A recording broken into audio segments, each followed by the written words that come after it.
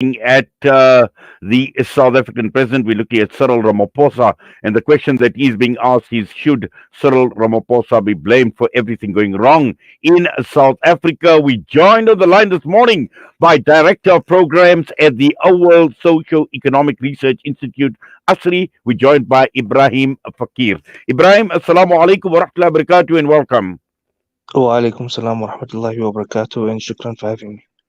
Yes, obviously, this is quite a loaded question. Looking at Cyril Ramaphosa, pointing fingers at him, looking at his accountability, responsibility, and we know, Ibrahim, a lot has been going wrong in South Africa. Is it fair to point fingers at the president? On some things, absolutely, it's fair to point fingers on the president. On other things, I don't think so. And the reality is, I think we have a tendency to kind of blame everything on the president. Now, the kind of argument I'm suggesting means that we have got to break it down into different component bits, because the tendency of saying, look, everything goes wrong because of the government, or everything's wrong because the president's weak, or everything is going wrong because the president is not doing anything. It's tempting to do that. It's also quite seductive, but it's untrue.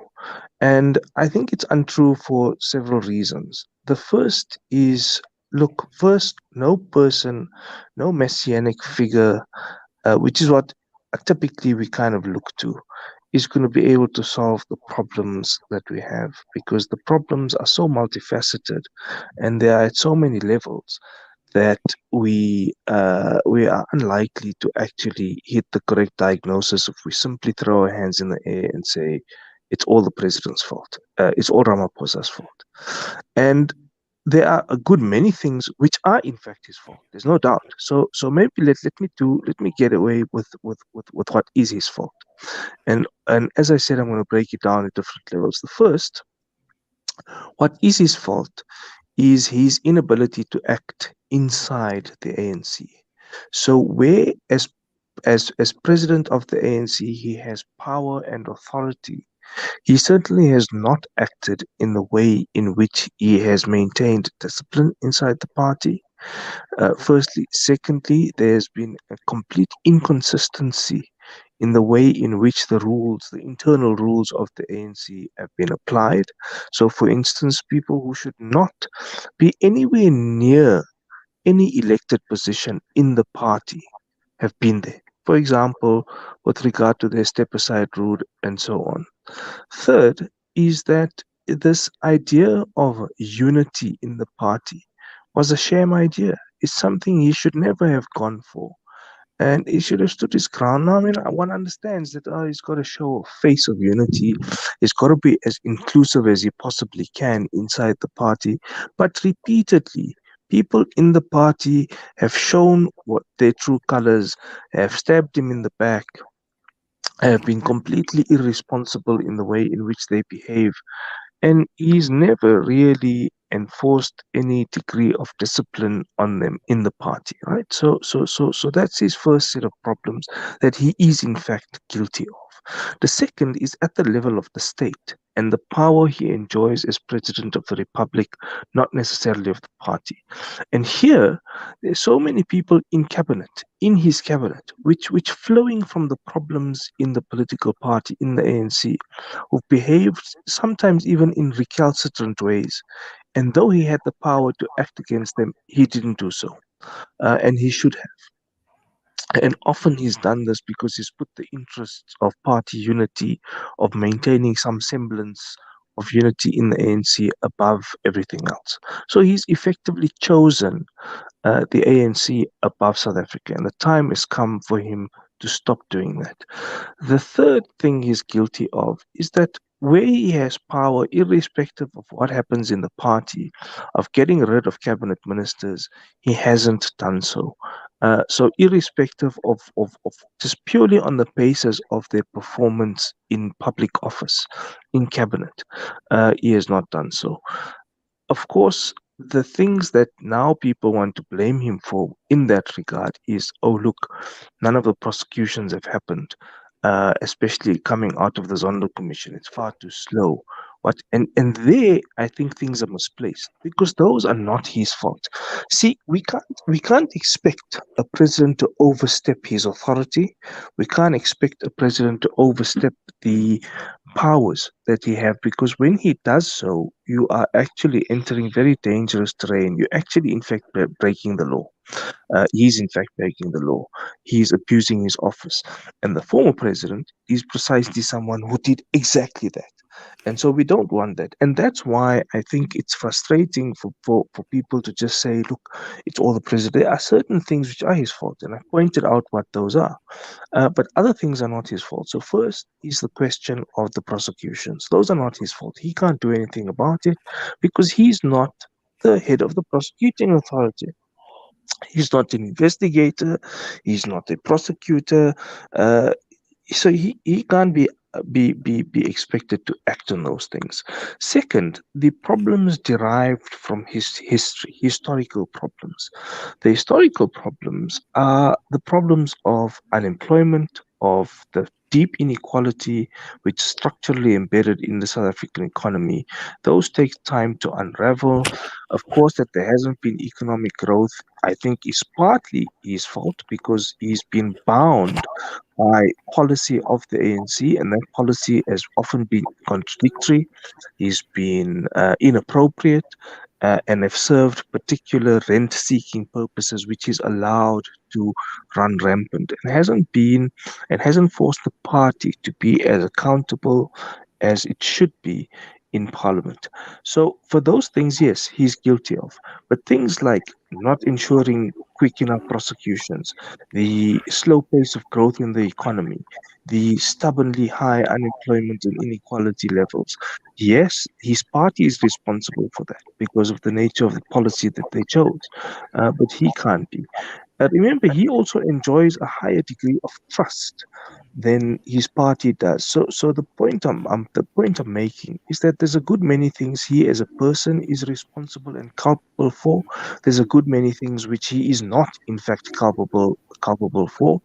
But partly, what I'm arguing is that he is a creature of his party. It's a deep problem. Because it seems as if his party is the problem, and he mustn't be scared now. If he has to choose between his party and unity in the party or the interests of South Africa, he has to now choose the interests of South Africa. I argued the same thing in 2017. And I think he's had far too much time from then till now to put the interests of the ANC first. That time has ended. He has to put the interest of the country before the interests of the ANC now. Well, clearly, Ibrahim, from what you're saying, that this is the stark reality that is facing Cyril Ramaphosa to shed this label of being a lame duck president. And it is clear that he needs to be more decisive and more action driven. Oh, absolutely. He needs to be action driven. There's no doubt about that. He does also need to be more decisive. The thing I'm arguing for is that we must be discreet about in which areas he can be decisive and in which areas he can be action driven. If anyone says, I want an action driven president who ensures that there are prosecutions, I would be sitting back and say, whoa, hold on. What are you actually asking for? You're asking for the guy to abuse his powers. You're asking for the guy to abuse his authority and to overstep the limits that have been placed on his ability to do certain things. So, in that sense, no, I don't want him to be more action oriented. I want him to be decisive, yes. I want him to be decisive on questions of shedding people in his cabinet, particularly in government, because they are not doing what they're supposed to do. He has reshuffled people. In fact, one person who was an abject failure is moved from being in cabinet to being in parliament. So that kind of thing, which of course he might argue, or other people might argue, is he's hamstrung because of what the party's dictates are. And that's why I'm arguing. Look, if it comes to a point where there is a real threat of a split or a schism in the ANC, so be it. He mustn't be shy to be, go down in history as being the ANC president who presides over a big split or a schism or whatever the case might be. If it happens, so be it. It's in the interest of the country, because the interest of placing the ANC above the interest of the country is leading us into all these cul-de-sacs. First, the level of trust in government is so low that any kind of radical policy that you can pursue for redistribution, for different economic path, for greater industrialization, sometimes even for doing away with things like BEE so that there's better redistribution, those can't be pursued, even though people like me might argue for those kind of radical policies. Given the state of confidence and trust in government, one can't do it. It would be foolhardy. In fact, what you're saying is, here's a license. Given how culpable you are, how guilty you are, how unethical you have been in government, here's greater power. Do with it what you will. So we can't afford to do that. If he needs to restore a greater amount of trust and confidence in government, then whatever happens in the party must happen, particularly if you get rid of those people who don't perform in government, firstly. Second, those who are not accountable and don't take responsibility. And third, ministers like the Minister of Mineral Resources and Energy, who don't in fact move with any great degree of speed to implement the kind of policies that you need with regard to transitions in the economy, in energy, with regard to managing the SOEs, with regard to allowing independent power producers to enter into the grid, to allow a greater amount of renewable energy. Here you've had a minister who's directly contributing the decisions not just of the ANC, but the decisions of cabinet as a whole, and yet the president hasn't acted on those. So in those cases, yes, he needs to be much more decisive. In other instances, no. But if he's going to pursue radical policies, if he's going to allow and is going to want ministers to pull their weight in terms of the vision that he crafts, then he has to ensure that he acts in relation to that vision, irrespective of what happens inside the party, irrespective.